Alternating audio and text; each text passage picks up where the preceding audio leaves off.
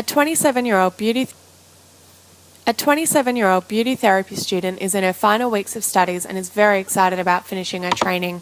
She quite often uses the tanning beds at the salon and enjoys hanging out on the beach with her friends in summer. She likes to look after her appearance and thinks having a tan. She presents to her GP because she's been feeling short of breath lately and just generally unwell. After a thorough checkup where the GP quizzes the student on her general health and habits, a suspicious mole is discovered on her lower back. Anna, hello, nice to see you again. How are you feeling today? A bit short of breath, it's a bit hard to breathe. Yeah, so we got the scan of your lungs back and we found multiple dark brown lesions, which is unfortunately indicative of stage 5 melanoma. Melanoma is a type of cancer that affects the skin. It involves specific cells in your body called melanocytes. These are the cells in the body that produce a special type of pigment called melanin. Melanin is a dark brown to black pigment that occurs in the skin, hair, and iris of the eye. Melanin gives your body the dark colour you get after tanning or spending time in the sun. Moles are made up of melanocytes and are a very common site for melanoma. There are a few things that can put you at risk for developing melanoma. Tanning, whether that is in the sun or in a tanning bed, is a risk factor that puts you at significant risk for developing skin cancer. Additionally, fair skin, a history of sunburn, excessive UV exposure, family history, many moles, and a weakened immune system are other risk factors for melanoma. What does the stage of the melanoma refer to? Briefly explain the 5 stages of melanoma.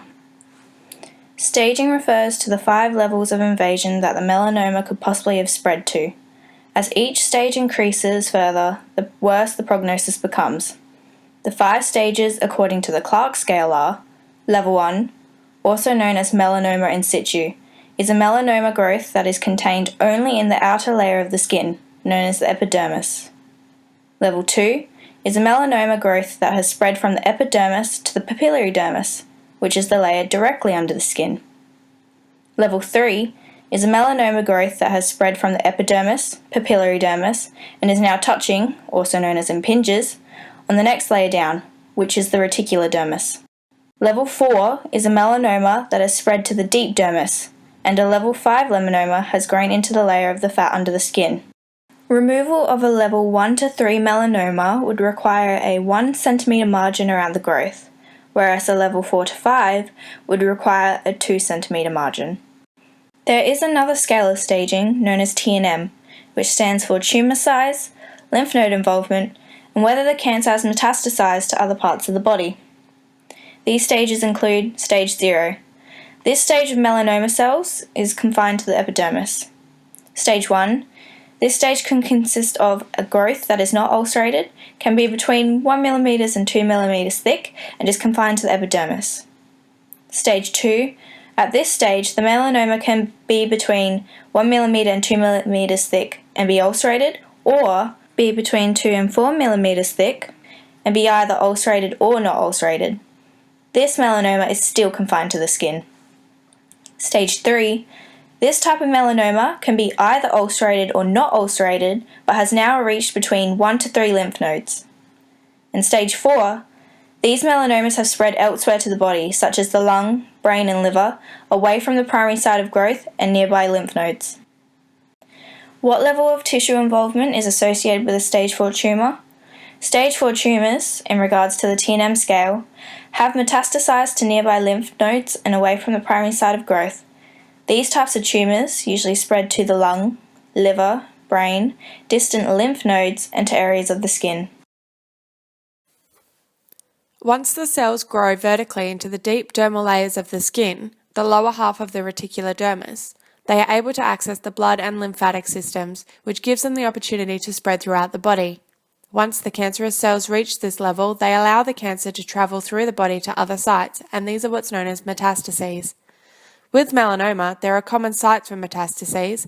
These are the brain, into the bones, your liver, lungs, and the adrenal glands. According to research, metastases to skin and lungs often have a better prognosis or outcome than those to the brain, bone, or liver. Why is the skin cancer giving the patient problems with their breathing? When the cells spread and grow in distant locations, they can present different symptoms and problems to the new area. As the melanoma has spread to the lungs, the lesions or growths can invade the lung tissue and interfere with breathing. Symptoms can include a cough, shortness of breath, wheezing, and chest pain.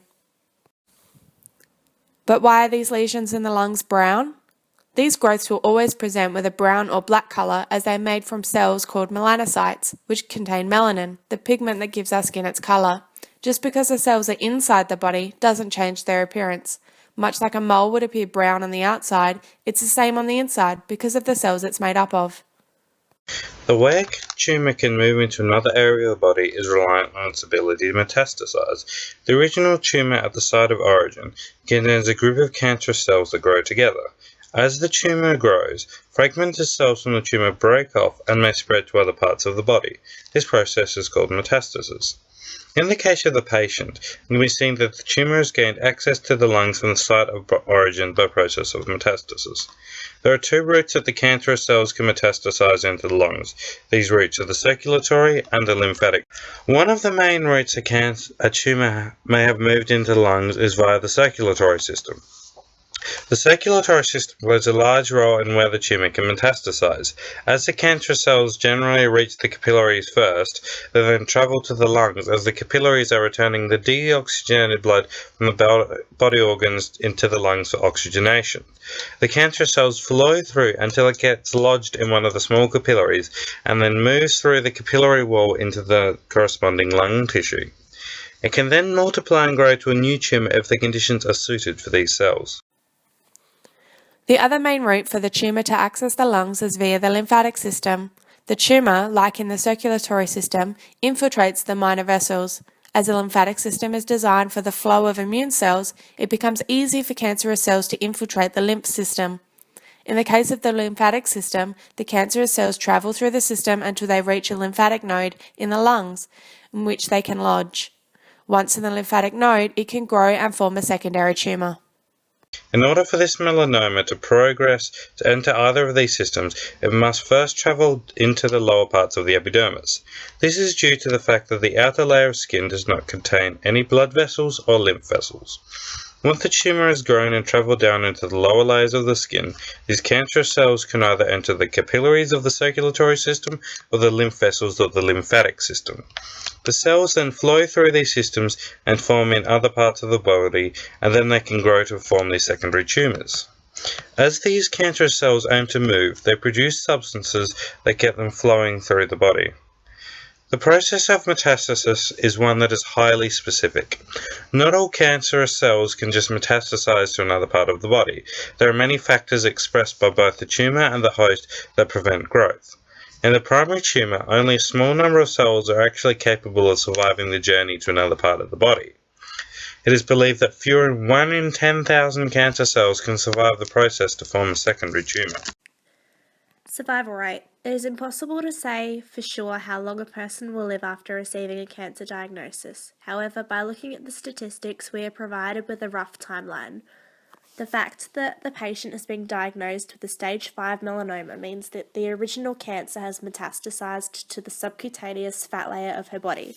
Stage 5 has the worst prognosis of all cancer stages. In order to remove the original tumour, an additional 2 cm margin of skin would be required to be removed surrounding it. Following a scan of the patient's chest, multiple dark cancerous lesions were discovered in her lungs.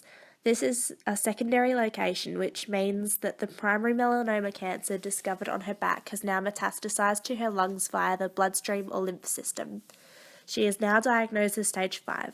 Symptoms of a secondary lung cancer include shortness of breath, persistent cough, coughing up blood, chest infections, weight loss, and pleural effusion.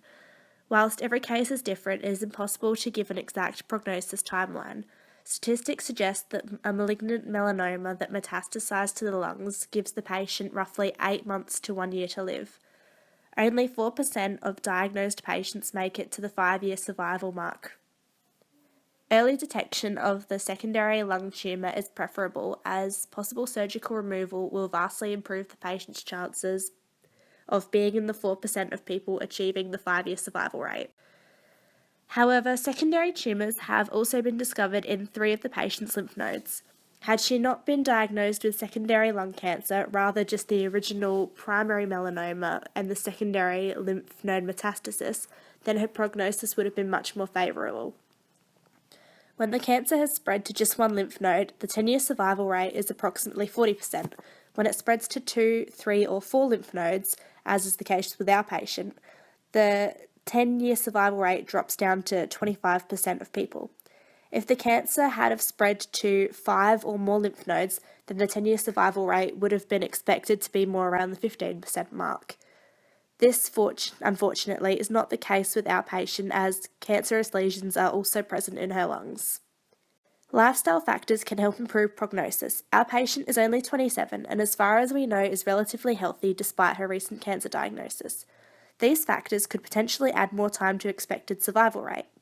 People over the age of 70 and people who have weakened immune systems due to either chronic illness or organ transplant have a far worse prognosis.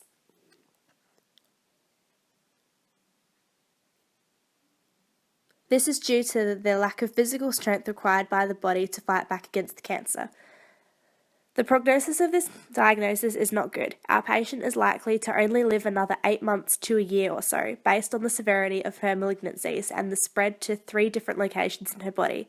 If she is lucky and is discovered to be a candidate for surgery to remove her lung lesions, then she may survive another 5 years. However, this is unlikely, as only 4% of people in her position live that long following diagnosis.